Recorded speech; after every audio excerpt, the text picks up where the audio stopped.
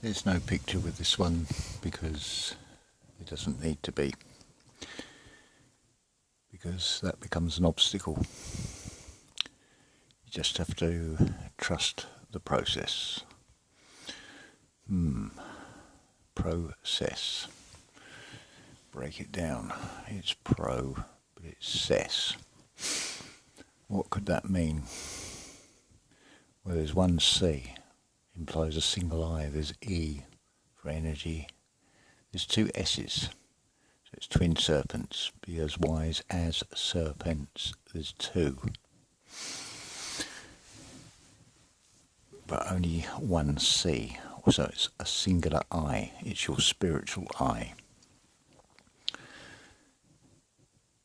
So you start seeing things with the spiritual eye. So I'll give you an example of this.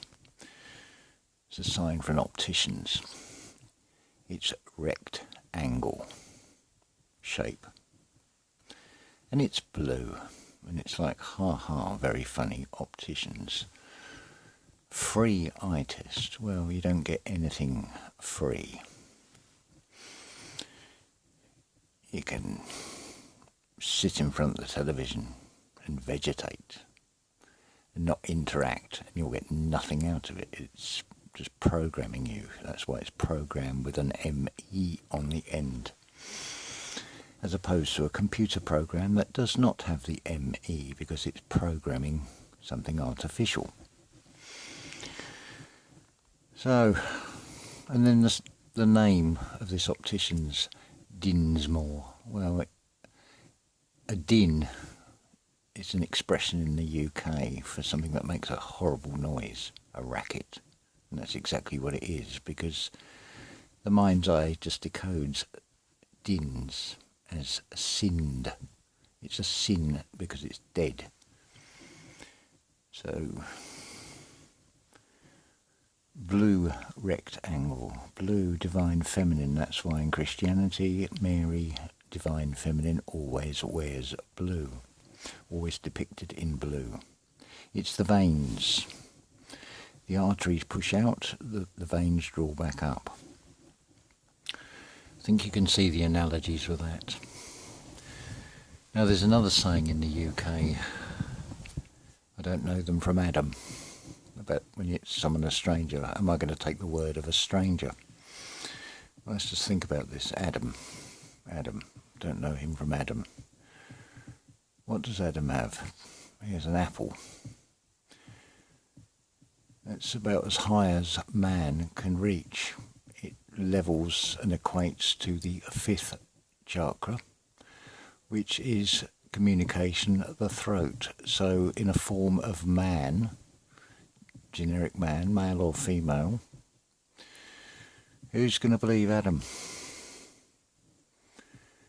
So let's trust the process. Well, this realm is always talked about duality. I think we know what cess is. We don't need to go into that. But what if it's a process, a positive cess instead of a negative cess? Well, again, we look to the chakra system at the spine that runs up and down, the Jacob's ladder.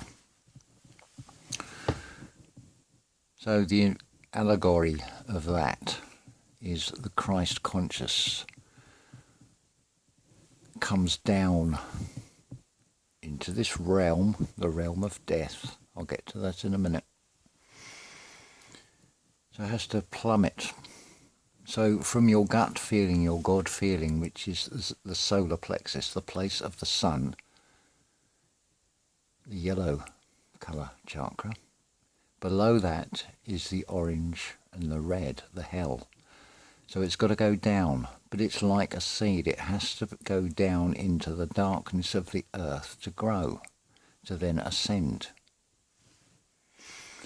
So why is this the realm of death? Because growth is about creativity, it is about ideas, it is expansion.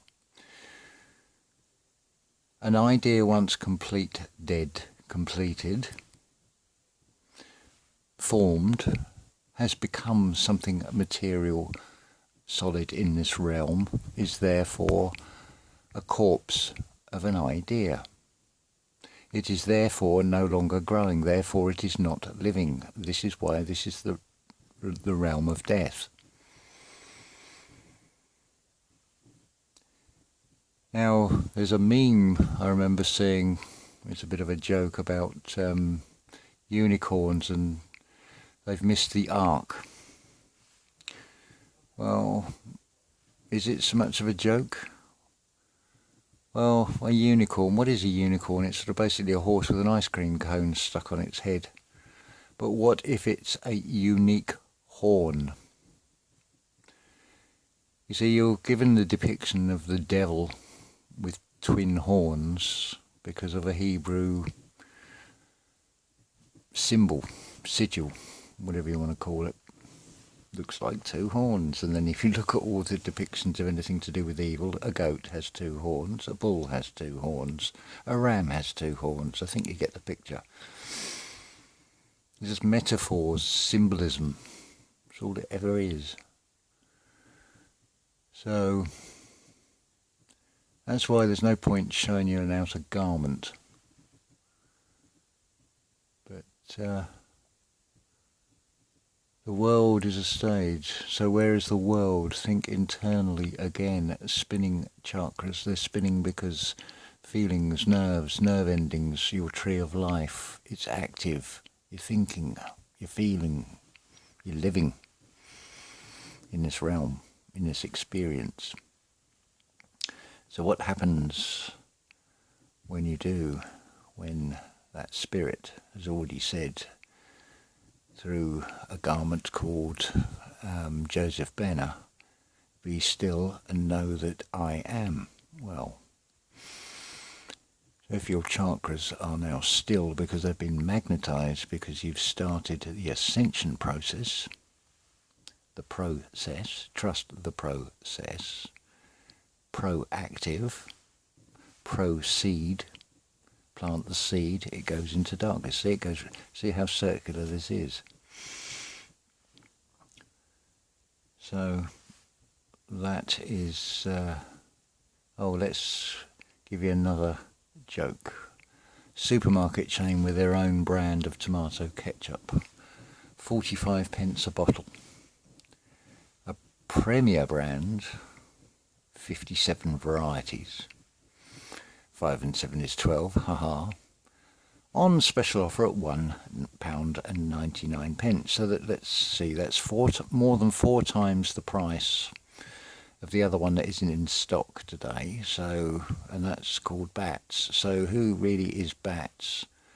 Who's Bats enough to pay more than 4 times the price rather than wait a day or two and work around the supposed obstacle of the external material realm? It's hardly going to kill me. Well, it wasn't actually for me anyway, but it wouldn't kill me to not have tomato ketchup. It's not the end of the world, is it? But like I said before, if it's true about the eyes invert everything, then bats are the only ones that are the right way up. And then bats is also an expression of someone who's gone insane. So, see the duality in all these things and in the language. And you see, the only way you're going to see this or hear this is when you attune. So you don't need to be an expert and know all about the astrology and the astronomy and know what Jupiter is. You just have to know feel the spirit, the character of these things. Now this is expressed externally by Disney is deny. And it is very astrological. And it's astronomic.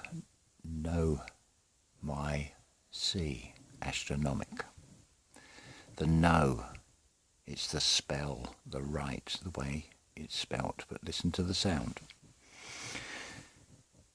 So Neptune, from a perspective of the Earth, is known as the mystic. So what is behind the mystic is a mystery called Pluto. Now Disney is deny. gives you a dog star. Would you not agree that something, whether it be a cartoon or a film, that is a sort of main character is a star, there's a dog star, and it's called Pluto? Does it sort of start to make sense? I don't know, it's up to you. So, the next venture that I am going to put myself through. Now, one of you there's been several comments before now saying about I'm looking younger. Well, put it this way. There's a thing called a marriage. So what are we marrying? Is it not divine union? Is it not going all within oneself?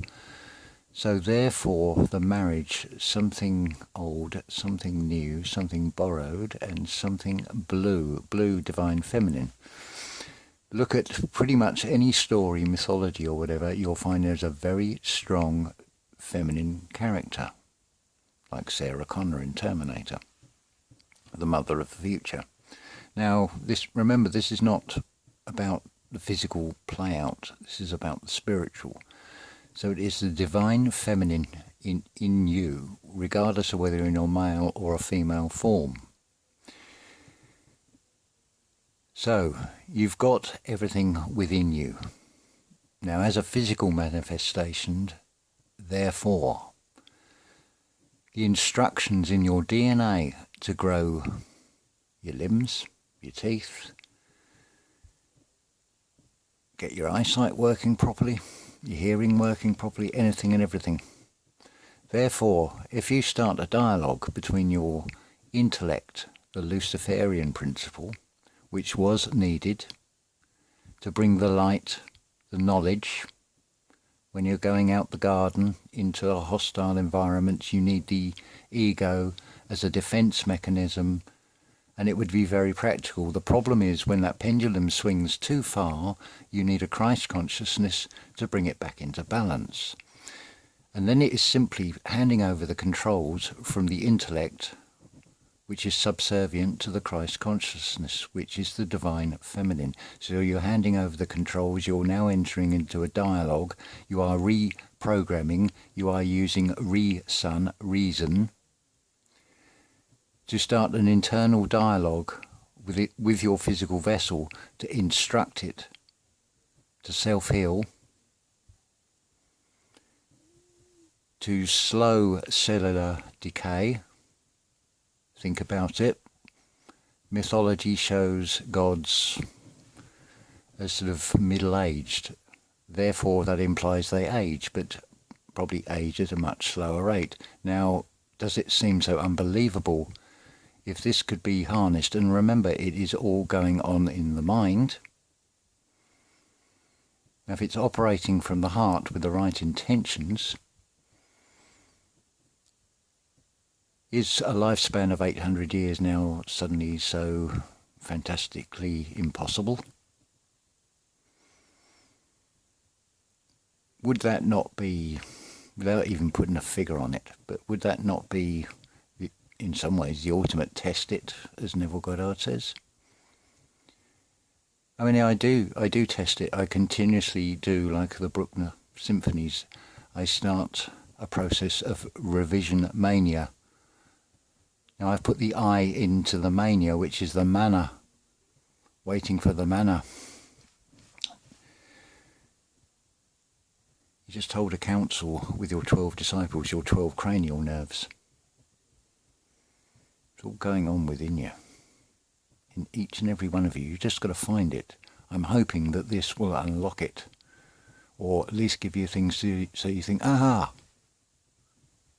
Because you've got to find it within yourself. I can't do it for you. We cannot change things that are external to us.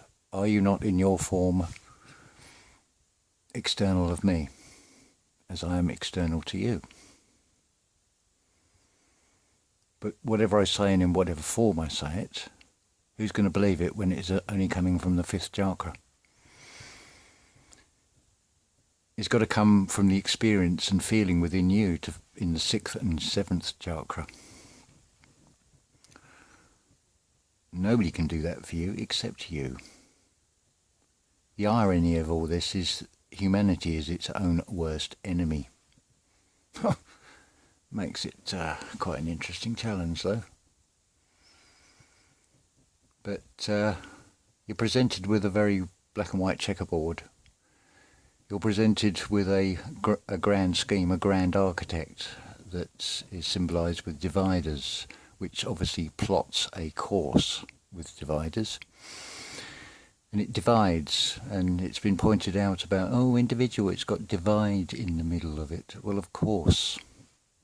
It's looking for the light inside. It has to be split open to see, like a seed is expressed as breaking of the bread. The outer shell, the outer garment has to break for the seed to grow. It's metaphor. It doesn't mean you're going to be physically cut in half. But the experience for the ethereal body, yes. For the physical body, no. And during that process, at the point of death, it's provable that the soul has a weight to it. And there is I think it's a 3-day period where there is a shutdown process. And the ethereal body can look at the physical body and see that the natural death is just part of a process. There's nothing to fear at all.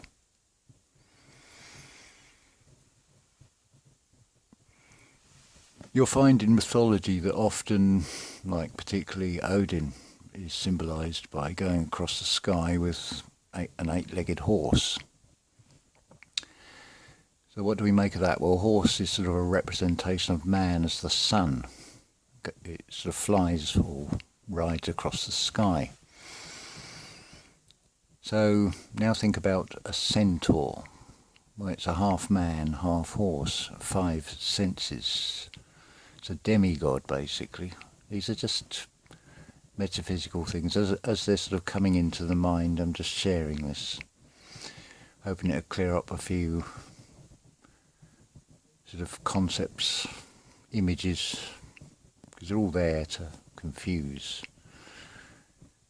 It all comes down to feeling that spiritual essence that runs through it. Yeah, so very black and white world it appears to be, this realm, but between the black and white is grey. It's in the grey matter, the mystery of Golgotha. The Golgotha is the skull.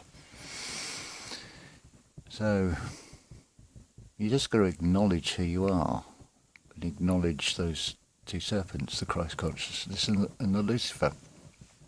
You just bring them into balance internally. It will have a direct external effect from your energy. This can't be stopped. It doesn't matter if I say it or don't say it in this vessel. The stage is set. It's too late to restage the play. It comes what cannot be stopped. The rate at which it comes is down to humanity, but it makes it interesting. So, how long have we talked for? Quite long enough, I think, now. So, might be worth playing over because it just flows, basically. So, it's like 3:30 in the morning, and it's just got to speak it. Whether you believe it or not, how much you feel from it, that's up to you. I know not. But just sit with it, have a think about it, about what's shown, what's presented to you externally. Look at what that external presentation is. What is it reflecting? How are you supposed to interact with it? What's it trying to get you to do? Is it trying to get you to do something, but it's showing you in a very twisted way?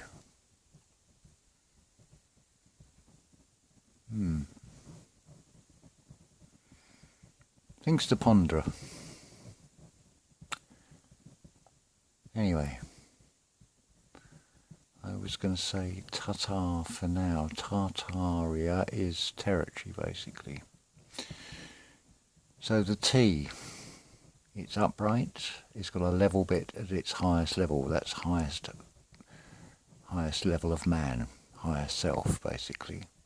Next you have art. Art is another way of saying creation. Creation, as I've already explained, is about growing. That's what living is. Next part of Tataria is aria, which is a song, which is vibration, which is sound, which is another way of saying in the beginning was the Word, and the Word was with God, and then the Word was made flesh. And here we go again. Same story. So that is what Tataria is. It's a territory. It means just sort of basically landmass or domain of God's in the making in a human form, going through a human experience. That's basically all it is. And then you've got things like mud floods, which are a mental mind trap. Do not get stuck in the mud, because it is another thing to stop you doing the internal work, because you're focused on the external. You're paying attention. You will pay one way or the other. It doesn't have to be financial. It's paying with your mental attention. And while you're doing that, you ain't meditating. You ain't trying to get yourself activated. And that is just down to you to do. Anyway, so yes, Tatar for now. It's where it's at. Tatar.